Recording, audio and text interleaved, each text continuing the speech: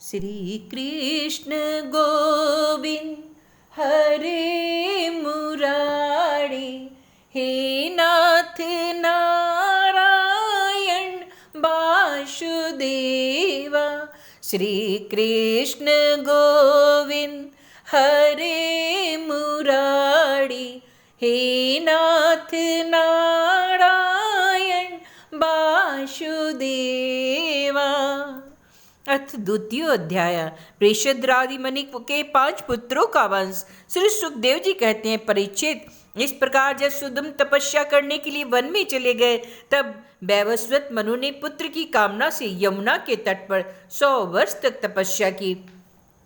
इसके बाद उन्होंने संतान के लिए सर्वशक्तिमान भगवान श्री हरि की आराधना की और अपने ही समान 10 पुत्र प्राप्त किए, जिनमें सबसे बड़े इक्ष्वाकु थे। उन मनुपुत्रों में से एक का नाम था प्रीषद्र। गुरु वशिष्ठ जी ने उसे गायों की रक्षा में नियुक्त कर रखा था। अतः वह रात्रि के समय बड़ी सावधानी से वीरासन में बैठा रहता और गायों की रक्षा करता था। एक दिन रात में वर्षा हो रही थी। उस समय गायों के झुंड में एक बाघ घुस आया। उससे डरकर सोई हुई गौएं इधर उधर उठ खड़ी हुई। वे गौशाला में ही इधर उधर भागने लगी। बलवान बाघ ने एक गाय को पकड़ लिया। वह अत्यंत भयभीत होकर चिल्लाने लगी। उसका वह क्रंदन सुनकर प्रीषद्र गाय के पास दौड़ आया। एक तो रात का समय, दूसरे घनघोर घटाओं से आच्छादित होने के कारण तारे भी नहीं दिखते थे। उसने हाथ में तलवार उठाकर अनजाने में ही बड़े बेग से गाय का सिर ही काट दिया। वह समझ रहा था कि यही बाघ है। तलवार की नोक से बाघ का कान भी कट गया। वह अत्यंत भयभीत होकर रास्ते में खून गिराता हुआ वहां से निकल भागा। शत्रुदमन प्रीषद्र ने यह समझा कि बाघ मर गया, परंतु रात बीतने पर उसने देखा कि मैंने तो गाय को ही मार डाला। इससे उसे बड़ा दुख हुआ। यद्यपि प्रीषद्र ने जानबूझकर अपराध नहीं किया था, फिर भी कुल पुरोहित वशिष्ठ जी ने उसे श्राप दिया, तुम इस कर्म से क्षत्रिय नहीं रहोगे, जाओ तुम शूद्र हो जाओ। प्रीषद्र ने अपने गुरुदेव का यह श्राप अंजलि बांधकर स्वीकार किया और इसके बाद सदा के लिए मुनियों को प्रिय लगने वाले नैष्ठिक ब्रह्मचर्य व्रत को धारण कर लिया। वह समस्त प्राणियों का अहेतुक हितैषी एवं सबके प्रति समान भाव से युक्त होकर भक्ति के द्वारा परम विशुद्ध सर्वात्मा भगवान वासुदेव का अनन्य प्रेमी हो गया। उसकी सारी आसक्तियां मिट गई, वृत्तियां शांत हो गई, इंद्रियां वश में हो गई। वह कभी किसी प्रकार का संग्रह परिग्रह नहीं रखता था। जो कुछ देववश प्राप्त हो जाए उसी से अपना जीवन निर्वाह कर लेता। वह आत्मज्ञान से संतुष्ट एवं अपने चित्त को परमात्मा में स्थित करके प्रायः समाधिस्थ रहता था। कभी कभी जड़, अंधे और बहरे के समान पृथ्वी पर विचरण करता। इस प्रकार का जीवन व्यतीत करते हुए वह एक दिन वन में गया। वहां उसने देखा कि दावानल धधक रहा है। मनन से प्रीषद्र अपनी इंद्रियों को उसी अग्नि में भस्म करके पर ब्रह्म परमात्मा को प्राप्त हो गया। मनु का सबसे छोटा पुत्र था कवि।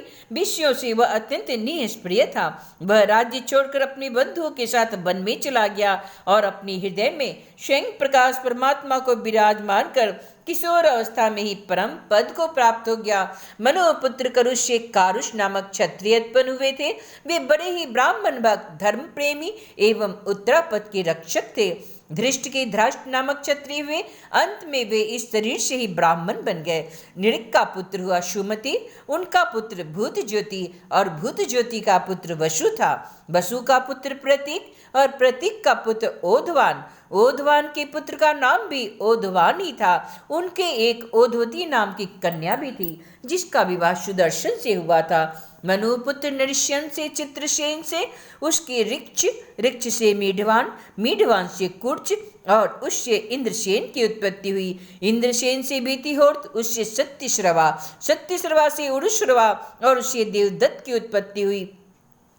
देवदत्त के अग्निवैश्य नामक पुत्र हुए, जो स्वयं अग्निदेव भी थे। आगे चलकर वे ही कानीन एवं महर्षि जातुकर्ण के नाम से विख्यात हुए। परीक्षित, ब्राह्मणों का अग्निवैश्ययन गोत्र उन्हीं से चला गया। इस प्रकार नरिष्यंत के वंश का मैंने वर्णन किया। अब दिष्ट का वंश सुनो। दिष्ट के पुत्र का नाम था नाभाग।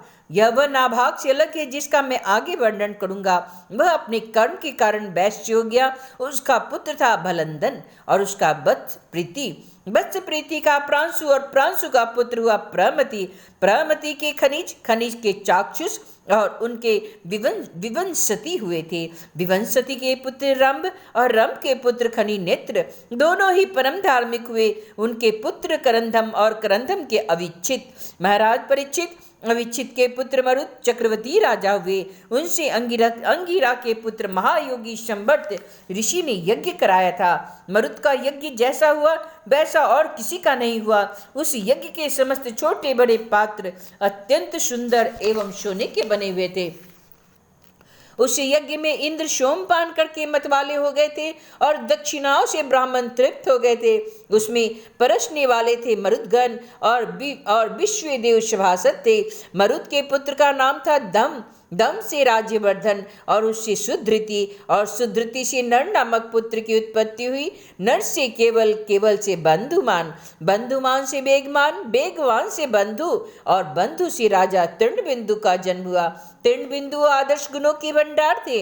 अप्सराओं में श्रेष्ठ अलम्बुसा देवी ने उनका वरण किया था, जिससे उनके कई पुत्र और एडविना नाम की एक कन्या हुई थी। मुनिवर वृषरवा ने अपने योगेश्वर पिता पुलस्त्य जी से उत्तम विद्या प्राप्त करके इडविडा के गर्भ से लोकपाल कुबेर को पुत्र रूप में उत्पन्न किया।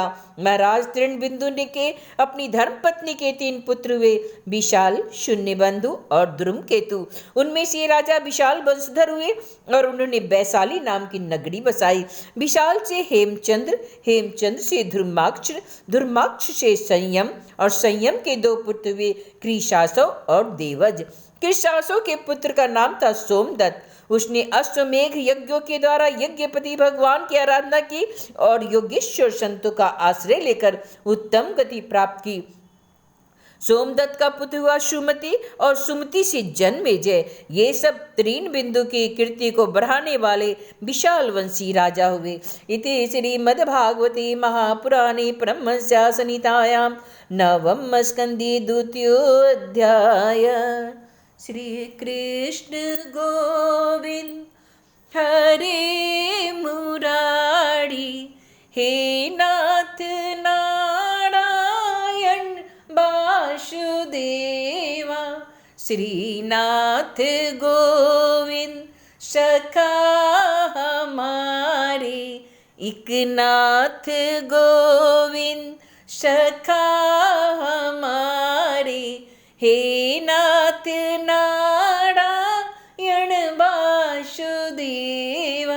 श्री कृष्ण गोविंद हरे मुरारी, हे नाथ नारायण वासुदेवा। श्रीनाथ नारायण वासुदेवा।